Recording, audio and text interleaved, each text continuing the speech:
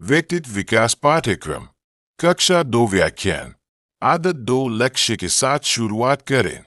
Begin with the and in mind. लक्ष्य स्पष्ट रखें।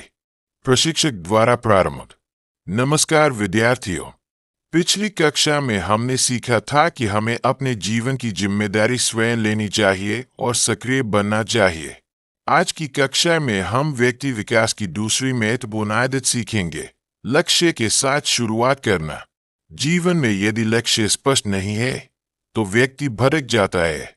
जिस प्रकार बिना गंतव्य के यात्रा करने वाला यात्री कहीं भी पहुंच सकता है, उसी प्रकार बिना लक्ष्य का व्यक्ति अपने जीवन की दिशा खो देता है। आदत 2 लक्ष्य के साथ शुरुआत करें। इस आदत का अर्थ है कि हमें अपने जीवन का उद्देश्य पहले से स्पष्ट करना चाहिए। जब हमें यह पता होता है कि हमें कहाँ पहुंचना है, तब हम सही दिशा में प्रयास करते हैं। एक सफल व्यक्ति हमेशा अपने जीवन के लिए कुछ महत्वपूर्ण प्रश्न पूछता है। मुझे जीवन में क्या बनना है? मेरा लक्ष्य क्या है?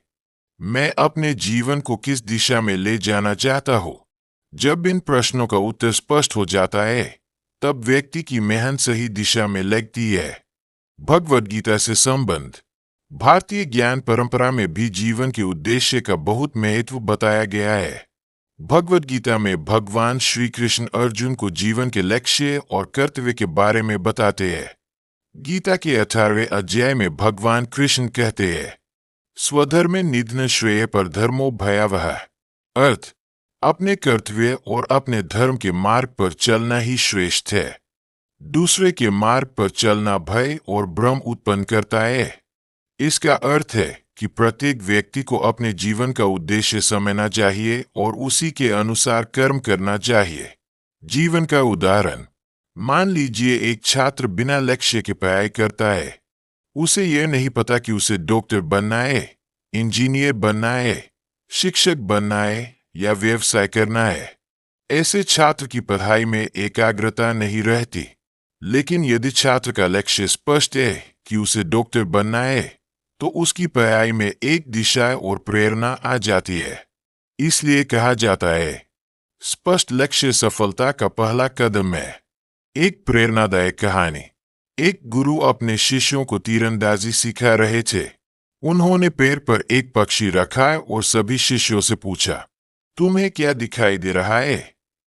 पहले शिष्य ने कहा, मुझे पैर, शाखाएं और पक्षी दिखाई दे रहे हैं। दूसरे ने कहा, मुझे पैर और पक्षी दोनों दिखाई दे रहे हैं। जब अर्जुन से पूछा गया तो उसने कहा, मुझे केवल पक्षी की आंख दिखाई दे रही है। गुरु ने कहा, यही सच्चा लक्ष्य है। जिस व्यक्ति का लक्ष्य स्पष्ट होता है, वही सफलता प्राप्त करता है। लक्ष्य के प्रकार। जीवन में 3 प्रकार के लक्ष्य होने चाहिए। एक, व्यक्तिगत लक्ष्य, अपने चरित्र और व्यक्तित्व को बेहतर बनाना।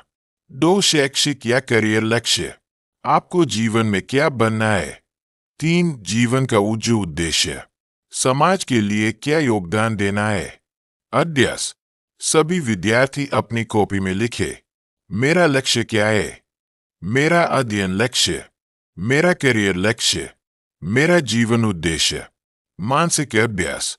सभी विद्यार्थी आंखें बंद करें और अपने भविष्य की कल्पना करें। कल्पना करें कि आप अपने लक्ष्य को प्राप्त कर चुके हैं। आप आत्मविश्वासी और सफल हैं। आपका जीवन उद्देश्य पूरा हो रहा है। अब मन में 3 बार कहें, मेरा लक्ष्य स्पष्ट है।